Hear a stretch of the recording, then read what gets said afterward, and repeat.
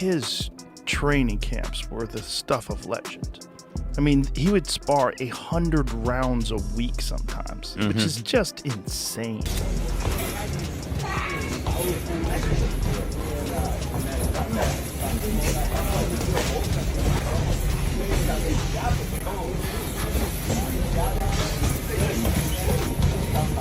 So who do you like in Canelo versus Crawford? Well, I'm a giant Crawford fan because I think he's the best switch hitter since Marvin Hagler. I also think he's one of those guys that if you tell him he can't do something, he wants to show you and shock you. 1000%. Joe Rogan shared his thoughts on Crawford's intense preparation for the Canelo fight. He praised Crawford's top-level switch hitting ability and adaptability, saying these could help neutralize Canelo's strength and experience even with the size gap. However, he also warned that Crawford must have enough size to absorb Canelo's heavy punches and avoid getting overpowered. Crawford's about to fight. Yes, he's going to fight Canelo. Oh, man. I just hope he's big enough. I hope he's big enough to keep that dude off him because Canelo hits so hard, man. That's one dude that, like, I believe all the shit he be talking. Crawford? Yeah. Yeah. Oh, he's good. He don't just be saying shit. They tried to say that like Errol Spence was damaged because of what Crawford did to him because he was damaged from the car accident. I'm like, maybe. Or maybe Crawford would have done that 3 years ago. I think he's that good. He's just so skillful. He's so slick. And when he gets, and he's also the best guy in the sport at switch hitting. He'll go from southpaw to orthodox and be just as good and trip you up. Like you think he's going to start southpaw, he starts orthodox. You prepare for orthodox, he's fighting southpaw. He feels like he's got you timed better orthodox, he'll switch it up. Rogan made it clear he's backing Crawford in the huge showdown with Canelo Alvarez. Speaking on a recent episode of the Joe Rogan Experience with Jim Lampley, he was asked who he supports and instantly answered Crawford. He went on to say he's a big fan because he believes Crawford is the best switch hitter since Marvin Hagler and feels Canelo has started to slow down.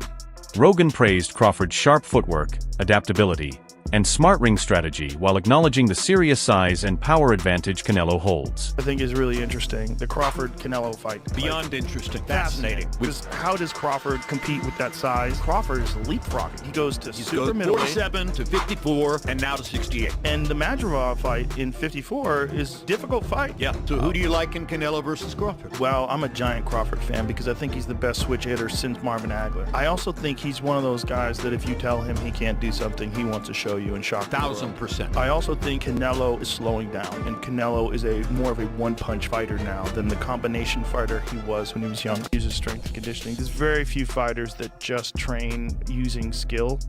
Train skills. Like George St. Pierre did that for a certain period of his career. I wonder if there's anybody left in boxing who trains just using the gym skills. There were a lot of them when I was first involved in the sport who would never have touched a weight. Right. You know, they subscribed totally to the notion that that was negative. Right. And the worst case, I mean, they definitely did calisthenics, but that was it. It was just body weight exercises, you know, which brings us to Crawford, which I think is really interesting. The Crawford-Canelo fight. Beyond interesting. Fascinating. Fascinating. Because how does Crawford compete with that size? And, you know, we have to recognize, okay, well, when Canelo fought Floyd, it was 152 pounds, right? So he had dropped down, which was a struggle for him, which is why Floyd was so brilliant in getting him to go down to 152, because he knew he would be drained. 52 or 54? Rogan also advised Crawford to approach the fight with caution, pointing out the danger posed by Canelo's size and power. He said he'll definitely be watching, calling it likely the biggest event in boxing right now. During his podcast, Rogan even touched on cartel mule runners while analyzing the matchup, mixing fight breakdown with some unexpected cultural discussion. When you look at the elite of the elite boxers, to a man, to every one of them, they're disciplined. Yeah. And they stay focused. I'm so excited to see this fight with Canelo Alvarez because I think the Saudi Arabians have so much money. They're throwing so much money at boxing. And the guy who's the head of boxing over there wants to make that fight happen. I think Terence Crawford, forget about the 3 weight classes. I think he could beat Canelo. I think he can too. On the Joe Rogan Experience, Crawford looked back on his 2023 fight with Errol Spence Jr., saying that detailed preparation was the key to victory. He explained that everything seen on fight night had been practiced over and over in training, which made execution effortless in the ring. Addressing talk about Canelo's size, Crawford acknowledged Canelo might be bigger, but insisted that size doesn't automatically mean more strength. Actually, practicing it, you know, that was something that when I had the cast on, I was like, man, I love the gym so much. I'm like, man, I'm not leaving the gym. Like, I'm going to practice with this left. And that's when I got the left stronger, because at first, when I go southpaw, it was only, you know, my right. Then when my hand got messed up, just started working on the left, and it started getting stronger and stronger. And I started getting more accurate, because at first, just throw it just to be throwing it. And then, you know, it just got to a point where my left was actually way stronger than my right. Teddy Atlas views the Canelo versus Crawford matchup as a battle of size against speed. He sees Canelo bringing power and the comfort of fighting on his own turf, while Crawford could edge him out with quickness and superior ring intelligence. Drawing a parallel to Pacquiao's upset over De La Hoya, Atlas praised Crawford's instincts, timing, and elusive movement. Even with Canelo's track record at higher weights, Atlas believes Crawford's unique talent, adaptability, and intangible skills could be enough to overcome the physical gap and decide the fight. He's a little overrated. Terence Crawford versus Canelo Alvarez at 168 pounds. Canelo's really good. But I think Crawford is special. I know he hasn't fought the resume everyone wants, but you have that or you don't have that ingredient. I think he has it. Canelo's really good. He's tremendous. But could he be a tiny bit overrated? The greatness is within Crawford. It's in his desire, it's in his mind, it's in his makeup, where he came from. I know he's moving up in weight class, can he carry it? You know, but those intangibles, I believe that he has them. In preparation for his super middleweight showdown with Canelo Alvarez, Crawford has revealed a striking physical transformation. After competing at 154 pounds, he's bulked up to around 185 pounds, with earlier clips showing him close to cruiserweight size. Even with the extra muscle, he stayed lean and defined, a testament to disciplined training and conditioning. Still, some have doubts. Strength coach Rob Aosta cautions that jumping from 154 to 168 and beyond so quickly could hurt Crawford's speed and endurance against Canelo's top-tier power. On size, Crawford coming in the ring, and Crawford doing everything he can to match Canelo's power, possibly size, and to, at a minimum, try to just maintain what speed he already possesses, because, you know, when you go up in weight, sometimes you compromise speed. So we know Crawford and his team are doing everything they can to, at a minimum, maintain his speed. But the question came up, okay, since Crawford is looking to come in the ring fast, powerful, we know he's already brilliant. Shit, what if Canelo comes in lighter? I'm like, lighter? Like, yeah, what happens if Canelo says, you know what, I'm not gonna try to come and just outweigh him by 20 pounds on fight night, because I realize I'm in there with somebody who's very agile and who's probably gonna be faster than me, and although I have timing, he has timing too, so I can't afford to be 2 or 3 steps behind Terence Crawford in my speed. Boxing coach Greg Hackett doubts Crawford can score a knockout over Canelo Alvarez in today's 12-round format, saying Canelo is too tough to be taken out that easily. He believes Crawford doesn't have the kind of fight-ending power or the willingness to trade heavy shots toe-to-toe. Instead, Hackett predicts a technical showcase from Crawford, prioritizing skill over flash, and suggests only in the old 15-round era might his style have the time and stamina to wear Canelo down for a KO. Meanwhile, tensions between the two fighters are heating up. Canelo remarked that Crawford would find out what happens when a good fighter steps up against a great one. Crawford fired back, "So that means you're a good fighter and Dimitri Bivol is a great fighter, right? Every time you stepped up, you lost." A bold retort that served as a pointed reminder of Canelo's defeat to Bivol. How do you feel like he will do going against somebody like a Canelo at 168? I think Bud, man, one thing I love about Bud, he willing to challenge himself. And when you're willing to challenge yourself, you can surprise yourself. But that's a hell of a feeling. I think, to be honest, you don't want to sit there and brawl with Canelo, but at some point you're gonna have to fight him. You know what I'm saying? You can't let Canelo press you. You know what I'm saying? Because he great at that, and he a bully. He is a bully. But Bud, I believe, got bully tendencies too. You know what I'm saying? And he could be crafty. But But I think if he approached it the way he approached Spence, then we get a way better fight than people think. Now, what I saw when he approached Spence was, I can't make a mistake. I can't let him do too much. I can't let him be a bully.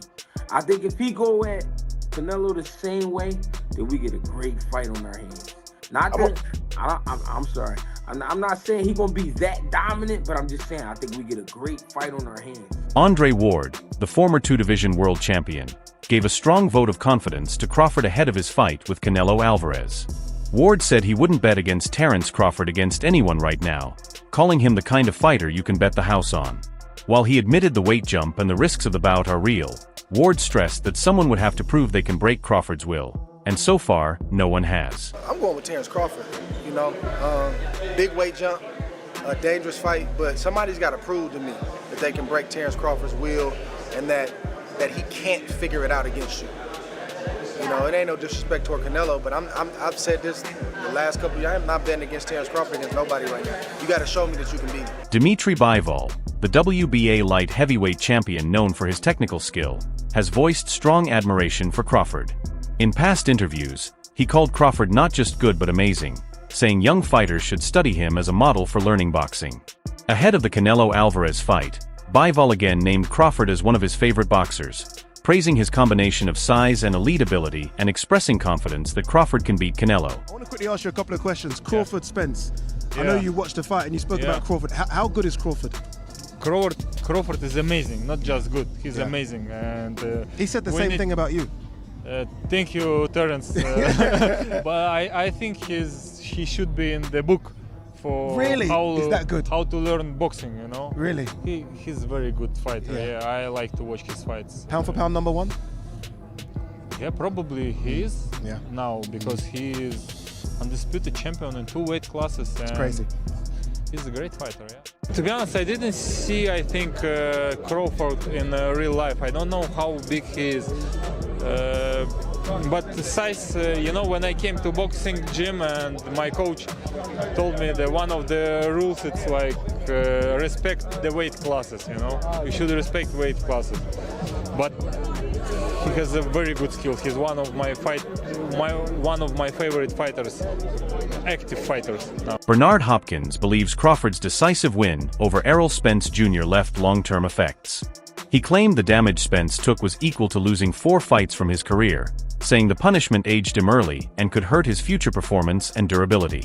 Hopkins suggested both the physical and mental toll would stay with Spence, changing his career path well beyond the loss. It's a view that highlights Crawford's impact not just in winning fights, but in leaving a lasting mark on his opponents long after the final bell. Crawford.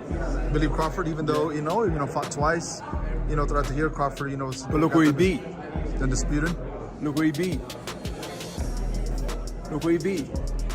What he did to Spence and how he did it. That's 3 fights to me.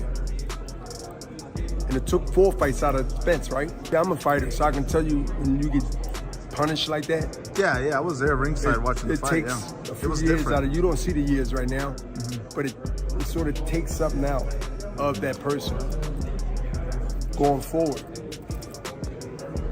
They still can beat some fights, but it really put a bruise on. You didn't see Spence fight yet, did you? No. Did you hear him name opponent for him to potentially fight? It's been quiet. You see the weight he gained? Former champion Tim Bradley is standing by Terence Crawford, giving him a 30 to 40% chance of defeating Canelo Alvarez. While he praises Crawford's skill and high ring IQ, Bradley is concerned about Canelo's size and power, questioning if Crawford can handle those heavy shots.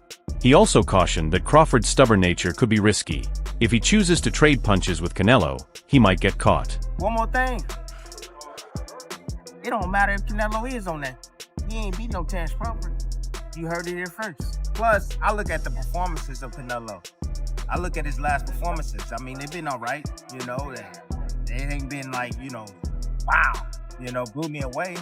So I'm not really worried about all of that. And the same thing goes with Crawford. I know he's with Snack, and I know some news came out this week and all of that, but I personally believe that Snack is clean. I think it's a conflict of interest, the fact that, hey, he knows how to beat the system, quote unquote, Victor Conte, but at the same time, I think Snack, you got products going around the world, this and that. I mean, all these athletes are testing. They're not testing anything or positive by using Snack at all. So I think they're safe.